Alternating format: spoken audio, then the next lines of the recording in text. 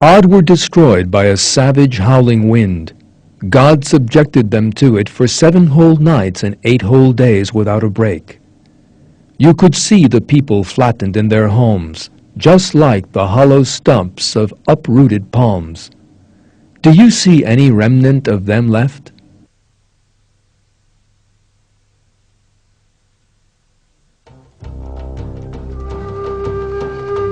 The history of the Arabian Peninsula goes back a very long way. Countless legends of the desert-dwelling Bedouins have come down from the past to the present day.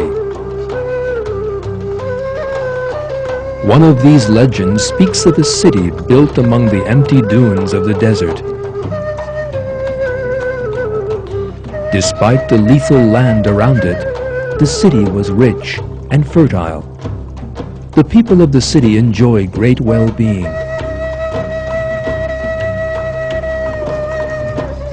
However, according to the story, the people of the city committed a great sin and suffered a great punishment for it.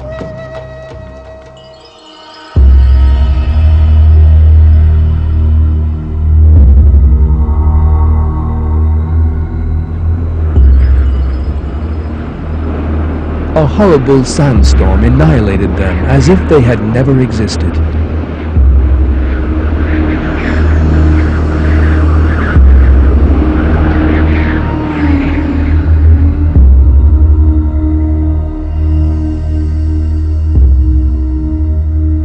Archaeological research in Oman in the south of the Arabian Peninsula has revealed that this tale is true, not a myth at all, and that the people mentioned in the early sources are the people of Ad mentioned in the Quran.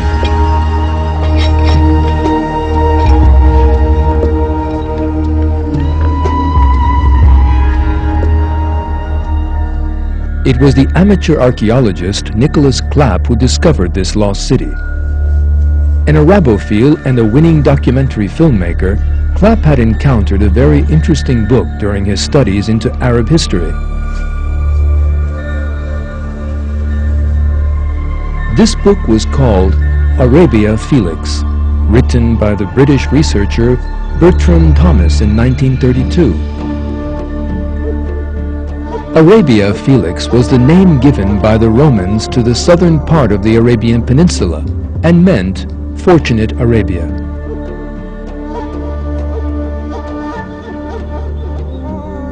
The reason for this was that the inhabitants of that region in ancient times used to be known as the most fortunate people of the age. But why was that?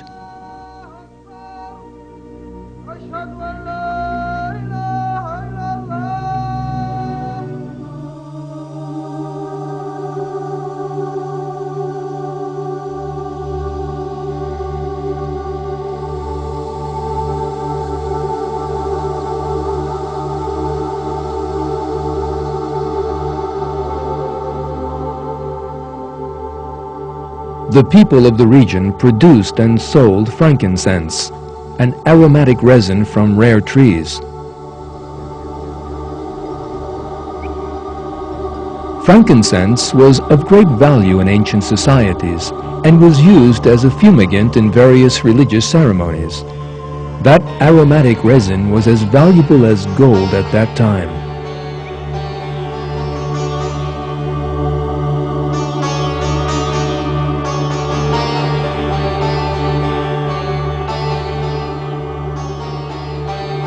In his book, the British researcher Thomas claimed that he had discovered the traces of one of the fortunate peoples in question.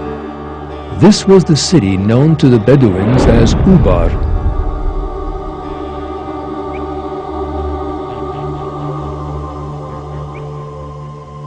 On one of his trips to the region, the Bedouins had shown him an ancient track, saying that it led to a very ancient city known as Ubar. Thomas was greatly interested in this matter, but died before he could complete his research.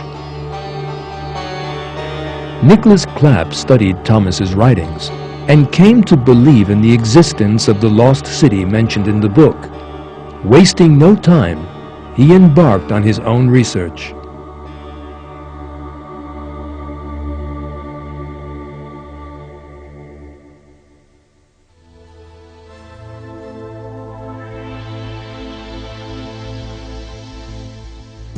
Clapp asked NASA to scan the region by satellite.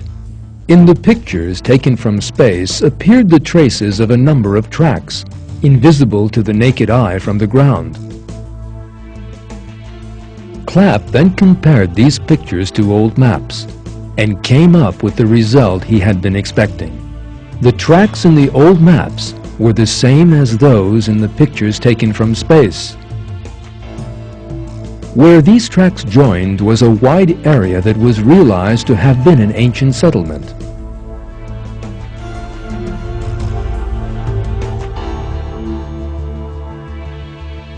The time had come for Nicholas Clapp to set off on his travels.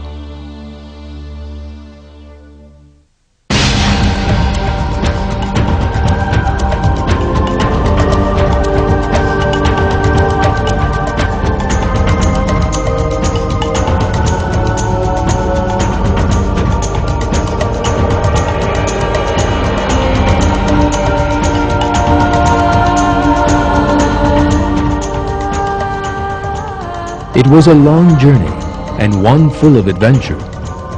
As it made its way through the endless dunes, the research team from time to time made use of the latest technology.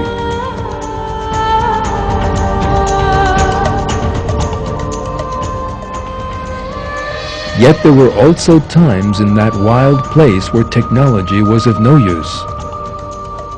Eventually, Clapp and his team arrived at the historic remains they hoped would be those of the city of Ubar.